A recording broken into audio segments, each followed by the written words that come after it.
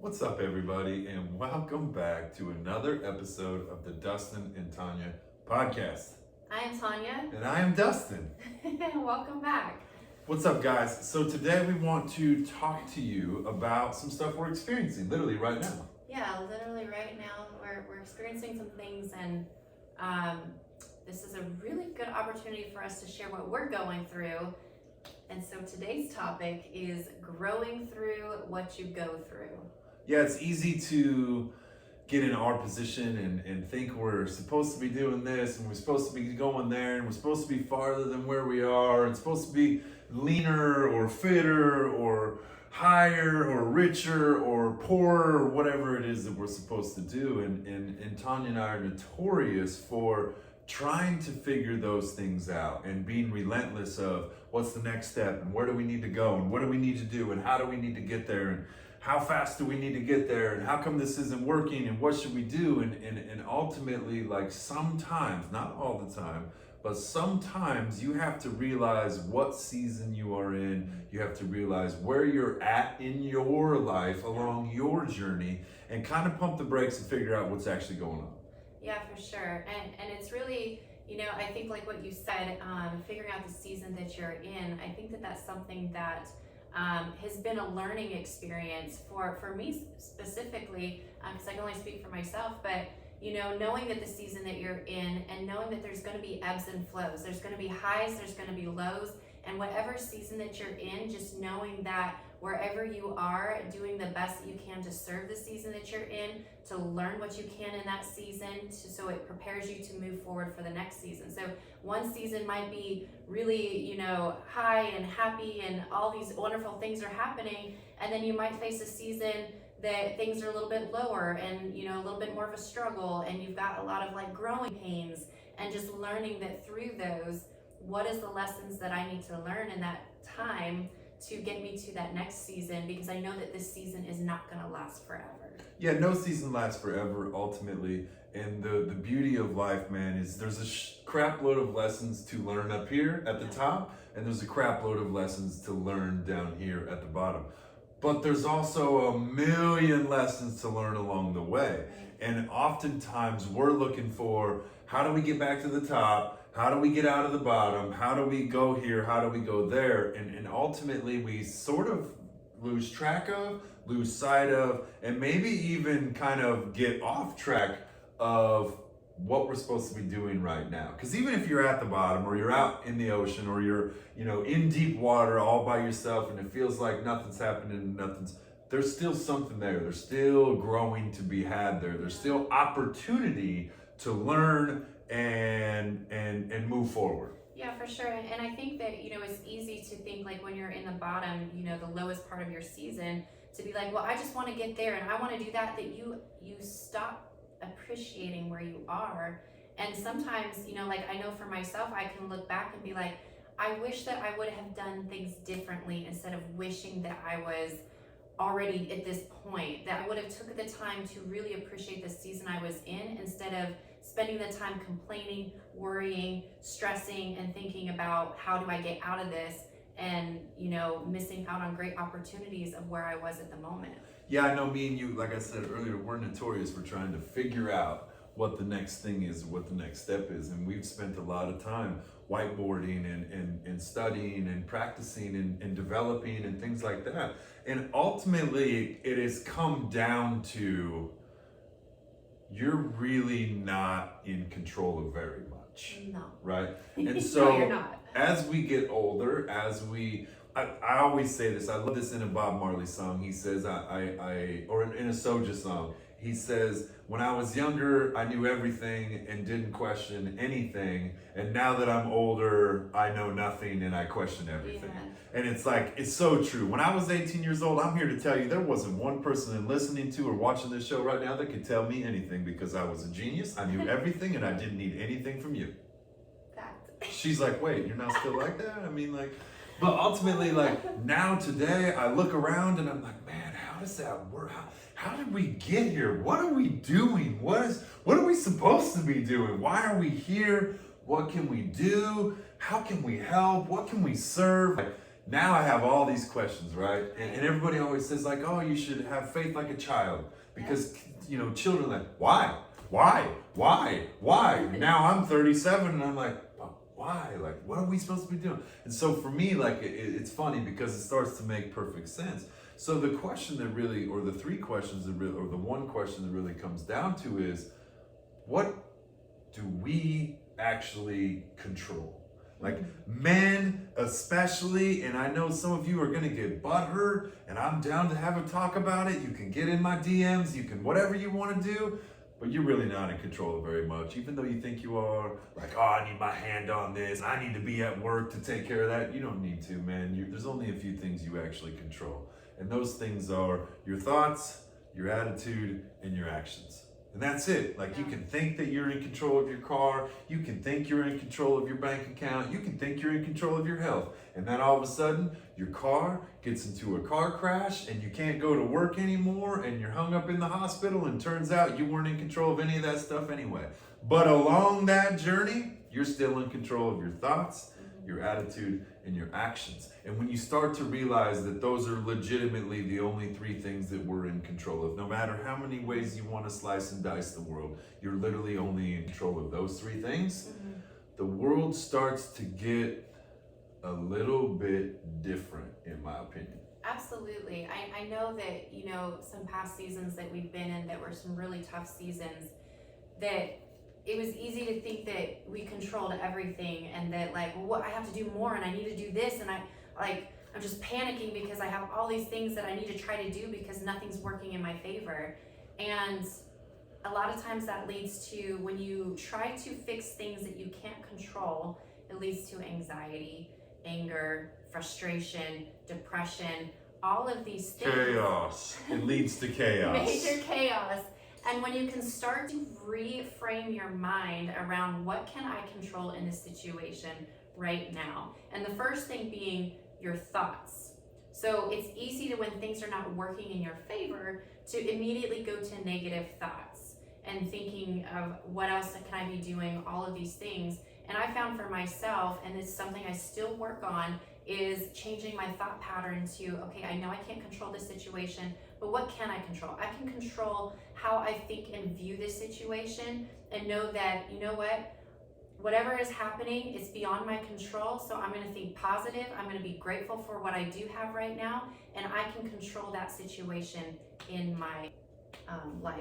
Yeah, I understand that God has a plan for my life. I understand that God has a purpose for my life. I have an understanding that God knows the beginning from the end and everything in between, and all these things are happening, and I've always focused on they're happening to me. Oh, my tire got flat because of what? Oh, this happened or that happened, and it all happened to me, and ultimately, man, it all happened for me. It allowed me to have a space of growth. It allowed me to have an opportunity to pass a test. It allowed me to have an opportunity to become a better freaking person. So in my thoughts, as I realized that God has a plan for this, God legitimately put this into my life for a purpose and for a reason. Now it's like, okay, tire went flat.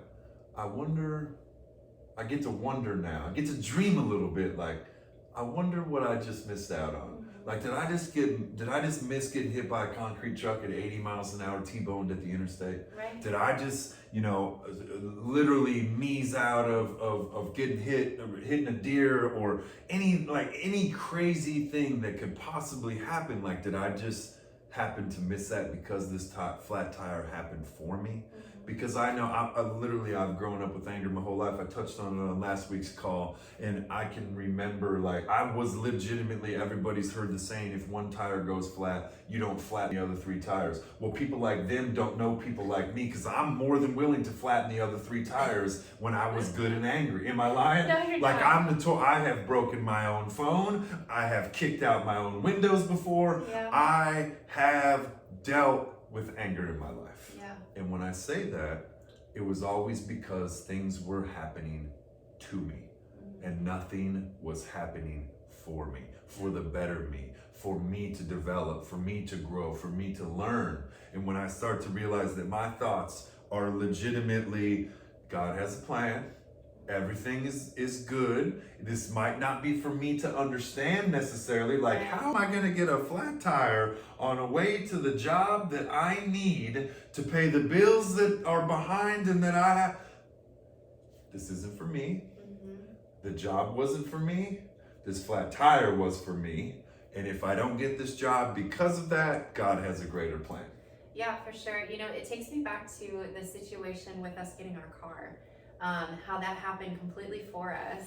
And, you know, so when we first moved to Frisco, we went to go vehicle shopping so we didn't have to drive the bus around. And we found this car, loved it, went to go drive it, found out that when we got there that it was with the cars that they resalvaged the title because they've been wrecked. And we didn't realize that at the time. We're like, okay, fine, we'll just drive it. Immediately Dustin's like, I don't want this car. And he's like, but we'll drive it just a couple of blocks. And so we drive it and it literally dies in the middle of the street while we're test driving it, like 6 blocks down from the car dealership. And being in the frame of mind that we have been since we've been growing is, instead of getting upset and like, what the heck, why did this car die? What a piece of crap. We reframed our mind and was like laughing because it was like, we're obviously not supposed to get this car. Like, this happened for us, so we did not buy this car. Yo, I remember literally as the power steering was going off, you know, because the battery light, no, I literally remember I started laughing and I just looked up and said, thanks God. We hear you. Thank you. Yeah, I mean, it's like a $50,000 car. Yeah, so we literally pushed it. I had to push it out of the middle of the road. Me and this big man, literally this big guy shows up out of nowhere. Yeah. And me and this big guy pushed this car kind of up a hill. It was more of a pain in the butt than we thought it was going to be. But we got it off to the side of the road. Tanya and I literally walked back to the dealership. I walk in, hand the lady the key, and she's like, so, what did you think? I said, well, I think it's about 6 blocks that way because it died on us. And she was like, oh, you should have called. I would have came and picked you up. I was like, no, it's not a big deal. And she said, well, are you interested in any other cars? I was like, man, I think I'm really good here. And we's going to roll out. We're good. So we hopped up out of there. But yeah, it was that exact thing, you know, and it's reframing that right there. It was an opportunity for me to kick windows out. It was an opportunity for us to argue amongst ourselves. It was an opportunity for us to share that we had been traveling for 6 months. We were exhausted. We had just got back from San Diego. Like, we had all these opportunities to unleash. Yes. And it was like, thank you.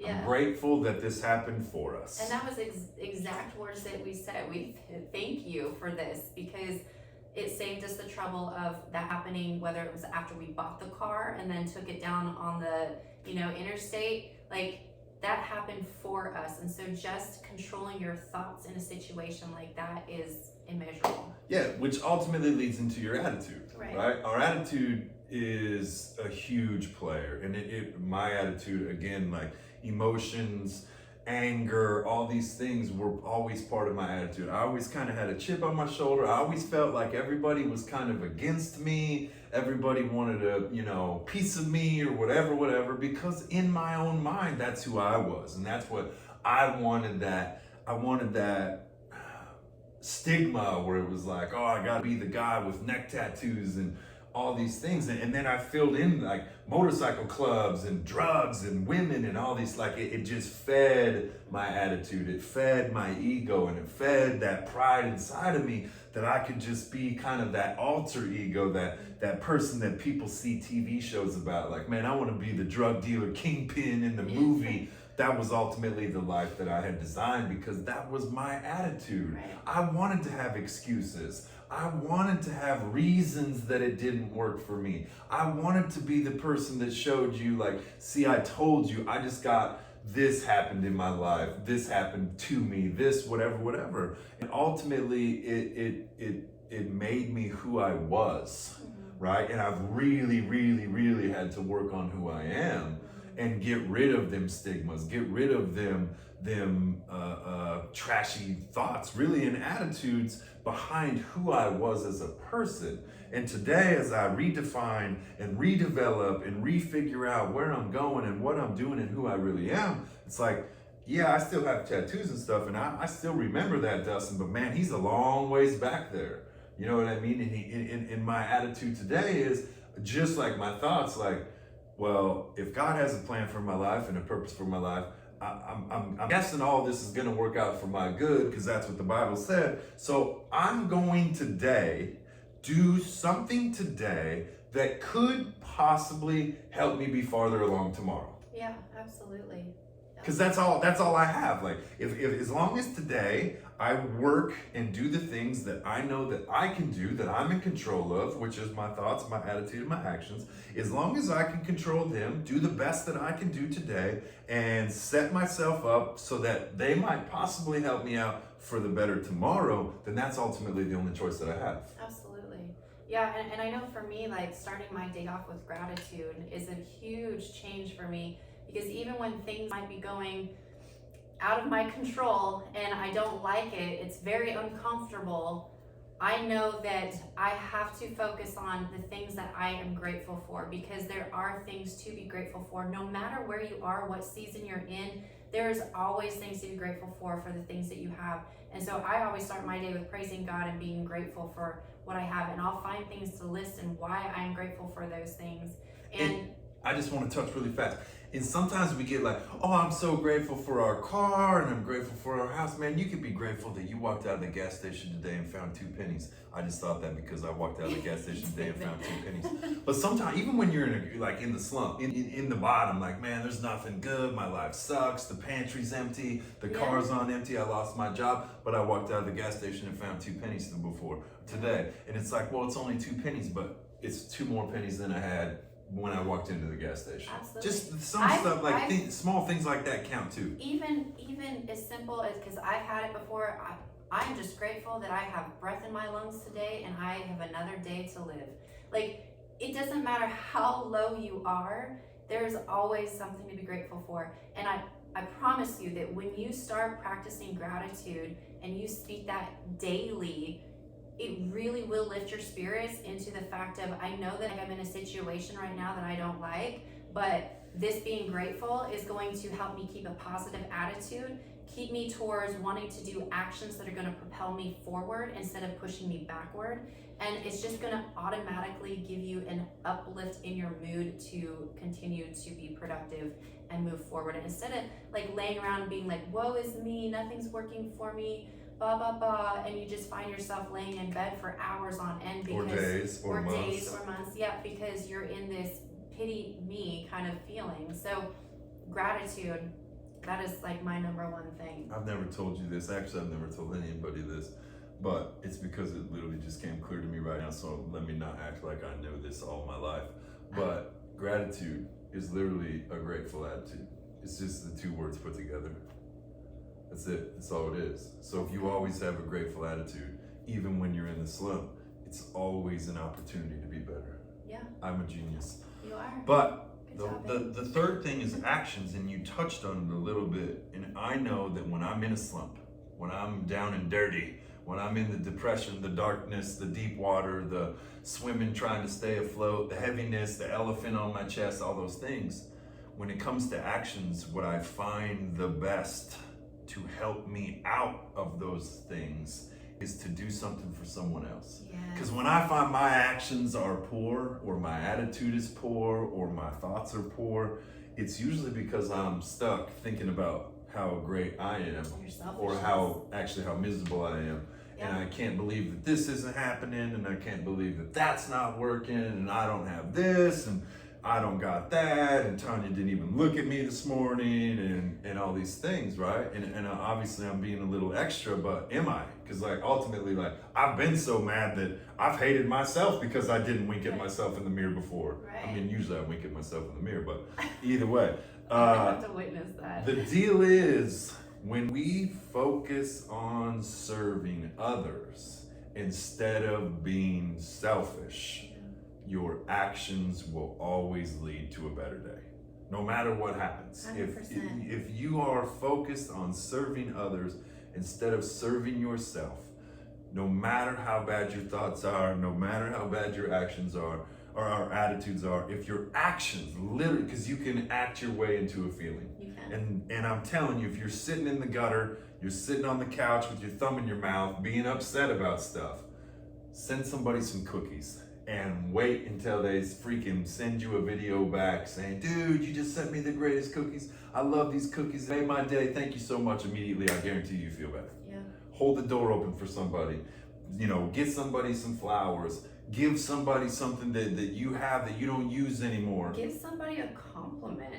Something that simple. It doesn't have to cost money. Yeah. Give somebody a compliment and watch the reaction on their face, and guaranteed you're going to be in a better mood because of it. For sure. And so with actions, like the things that I believe we're in control over, right? So first we're in control of our thoughts, which is a tough one. Like we're literally in a mental war all the time. Yeah. I think they say like, I don't know, 80% or 90% of our thoughts are actually negative thoughts.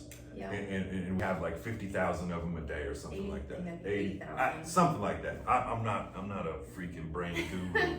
But ultimately, we have a lot of negativity on the news, on social media. There's a lot of comparison and contrasting, and this president and this guy's a brat, and blah, blah, blah, and these bombs are being dropped, and this thing is happening, and you need to wear this, and you get poked over there, and blah, blah, blah.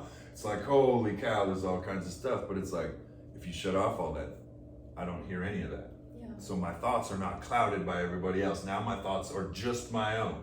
So if I just have my own thoughts, okay, they're a little dirty, they're a little dark, I can now capture them, and I can move forward with them. When it comes in, I can capture it like, nope, that's not who I am. Nope, that's not what I want to do. Nope, that's not where I'm going. So now I've got control of my thoughts.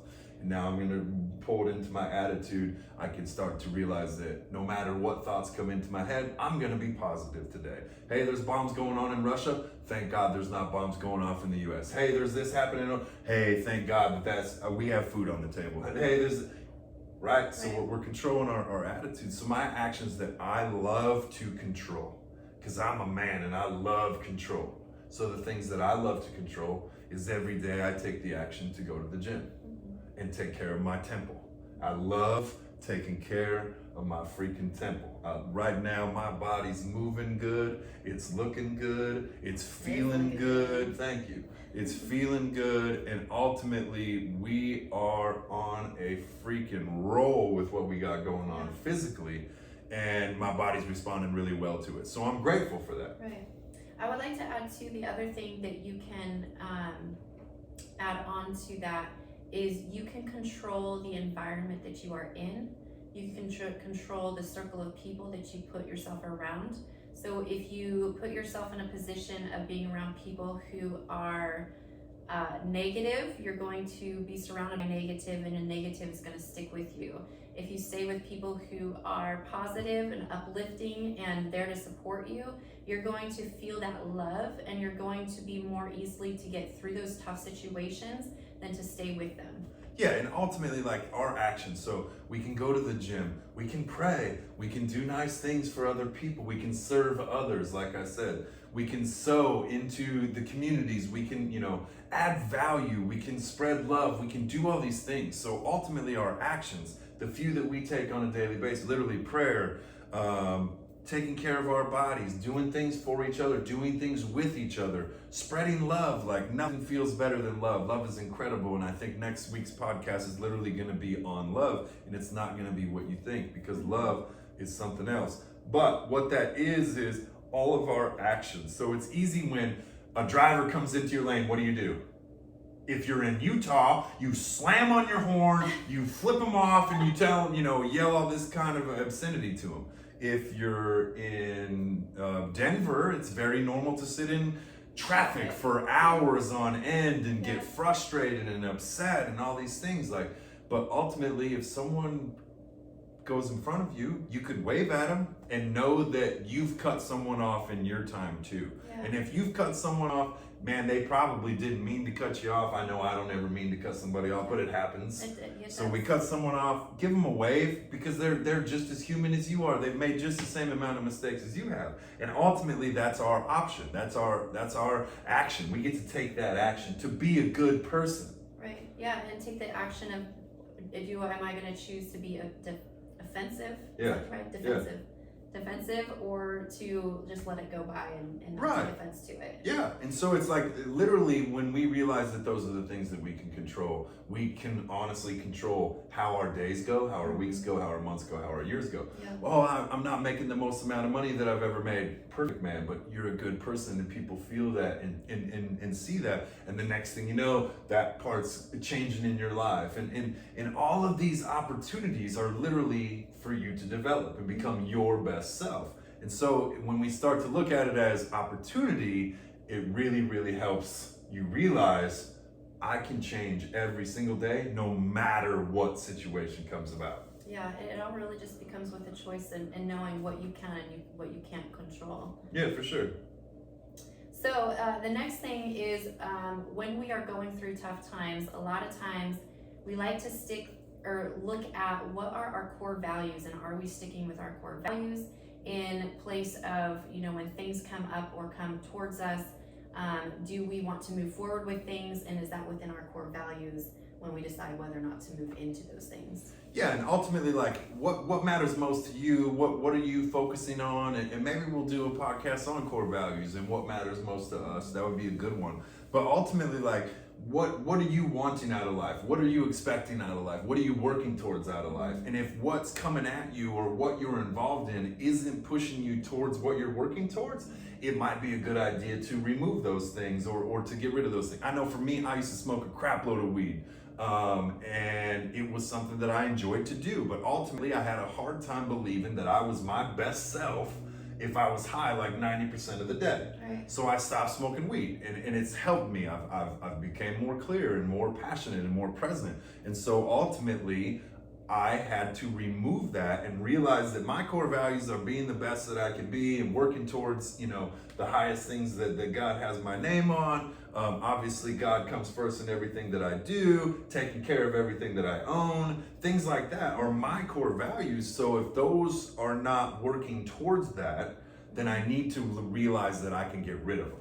Yeah, for sure. And it goes into saying when you're having tough times, looking at what are my core values and am I staying, like one of mine is integrity. So am I staying in integrity and doing what I say I'm going to do when I'm having tough times? Am I taking care of my clients like I say I'm going to take care of them? Or am I letting myself fall into depression and want to stay in bed? What are the things that I can do to stay in line with my core values to make sure that I'm staying on track with reaching my goals even when things are tough or difficult? And am I taking care of one of ours is relationships? Am I taking care of my relationships even though I'm feeling the way that I'm feeling? Am I putting God first?